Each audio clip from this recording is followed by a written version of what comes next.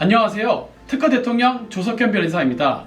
여러분들은 블랙핑크라는 상표를 중국계 미국인이 훔치려고 했던 사실을 알고 계셨나요? 오늘은 연예인의 예명을 상표 등록하지 않으면 벌어지는 일들을 설명드리도록 하겠습니다. 자, 지금부터 시작하겠습니다.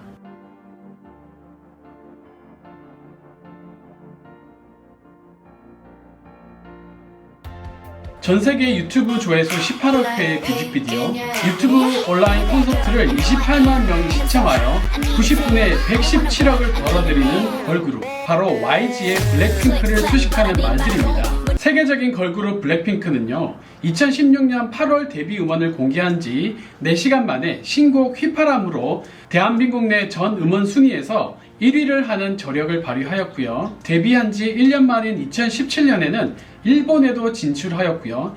유튜브 조회수 1억이 넘는 뮤직비디오를 3개나 보유하는 기염을 토하게 됩니다.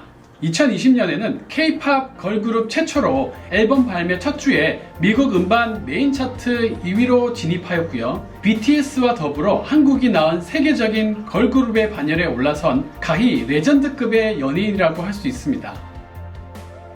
먼저 거두절미하고 상표 검색 사이트 키프리스에 접속해 보겠습니다.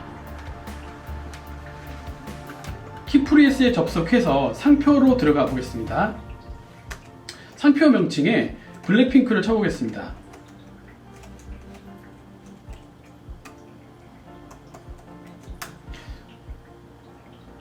블랙핑크를 쳐보면요, 가장 출원일이 앞선 상표가 2016년 12월 10일에 있습니다. 이것을 클릭해보면 출원인은 류쌍이라고 하는 사람이고요. 이 사람은 인명정보를 보면 중국계 미국인으로 추정이 됩니다. 이 사람은 블랙핑크가 데뷔한 지 얼마 지나지 않아 유명세를 탄 뒤에 미국에서 출원해서 우리나라로 들어온 걸로 판단이 되고요. 최종 거절 결정이 된 바 있습니다. 2018년에는 다른 사람이 가수 공연업이라든지 연예인, 연기 지도업, 그리고 연예오락 쇼 조직업, 연예오락 서비스업, 연예인 서비스업 등을 지정하여 출원했다가 거절된 바 있습니다. 악의적인 의도가 없다고 하기에는 너무나 시기적절하게 블랙핑크라는 걸그룹이 선풍적인 인기를 끌던 당시에 통상적으로 걸그룹의 예명으로 상표권을 형성하는 상품을 지정하여 출원한 것들입니다. 자, 여러분들이 보시기에는 어떤 느낌이 드시나요? 블랙핑크의 유명세를 이용하여 블랙핑크의 상표를 선점하려고 하는 시도라고도 할 수 있고요. 유명한 블랙핑크의 이름을 상표로 등록받아 그 저명성에 편승하려고 하는 시도가 있었다고도 볼 수 있습니다. 여러분들은 앞서 살펴본 선출원 상표들이 걸그룹 블랙핑크와 동일한 이름을 우연히 그리고 매우 순수하게 출원을 했다고 보시나요? 물론 우연이라고도 할 수 있습니다. 나쁘게만 몰아갈 수는 없기 때문에 여러분들 각자의 판단에 맡기도록 하겠습니다. 연예인의 이름이나 걸그룹 혹은 아이돌 그룹의 이름이 그 자체로 바로 상표가 되는 것은 아닙니다. 그런데요, 연예기획사는 연예인의 이름이 유명하게 되면 연예인의 이름으로 앨범을 만들어 판매하게 되고요. 연예인의 팬층이 좋아하는 제품에 연예인의 이름을 붙여 판매를 할 수도 있고요. 다분히 경영적 판단에 따라 문구용품, 화장품, 팬시용품 등에도 연예인의 이름을 붙여서 판매 수익을 올릴 수도 있습니다. 이렇게 되면 연예인의 예명은 단순히 예명에서만 머무르는 것이 아니고요. 앨범이라든지 판매하고자 하는 제품에 대한 상표, 그리고 문구용품과 화장품, 팬시용품의 상표의 개념으로 확장될 수도 있는 것입니다. 연예기획사는 당연히 연예인의 저명성을 통해 다양한 제품을 판매할 전략을 구축할 수 있기 때문에 이 경우에는 연예인의 이름은 취급할 제품에 대한 상표가 되고요.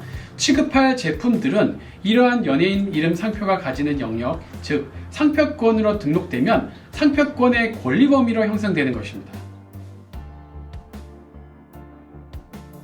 상표법 제34조 1항 제6호는요, 저명한 타인의 성명 등을 포함하는 상표는 등록받지 못한다고 규정하고 있습니다. 다시 말해서 저명한 연예인이 있으면 그 연예인의 예명 등을 포함하게 되면 상표 등록받지 못하게 됩니다. 따라서 제3자가 유명한 연예인, 예를 들어 블랙핑크라는 이름이 유명한데 이를 포함하는 상표를 출원하게 되면 등록받지 못하게 되는 것입니다. 그런데요, 이 규정은 상표 출원 시를 기준으로 타인이 저명한지 여부를 판단하여 적용합니다. 연예인의 예명이 유명한 후에 어떤 사람이 연예인의 예명으로 상표를 출원하게 되면 그 상표 출원은 등록이 저지될 수는 있습니다. 그런데 연예인의 예명이 유명해지기 전에 상표를 출원한 경우에는 위에서 말씀드린 규정으로 등록을 저지하지 못합니다. 이 때문에 많은 상표 브로커들이 유명한 연예기획사에서 진행하는 정보들을 이용해서 새롭게 데뷔하는 연예인의 본명이나 예명을 상표로 먼저 출원해 버리는 경우가 상당히 많았고 현재도 많습니다. 네, 당연히 새롭게 데뷔하는 탤런트나 아이돌 그룹의 이름은 반드시 상표 출원해 두어야 합니다. 여기서 추가로 주의하실 점이 한 가지 있는데요. 상표법의 규정은 저명한 연예인을 보호하는 것이 아니라 연예인의 저명한 이름을 보호하는 것이기 때문에 연예인의 예명이 유명한 경우에는 예명이 포함된 상표를 제3자가 출원한 경우에는 우리나라 상표법은 상표 등록을 거절할 수 있습니다만 연예인의 본명이 유명하지는 않기 때문에 상표 브로커가 얼마든지 연예인의 본명으로 상표 출원하고 등록받을 수는 있으니 이 점은 반드시 주의하시고 전문 변리사와 잘 상의하시기를 권장드립니다.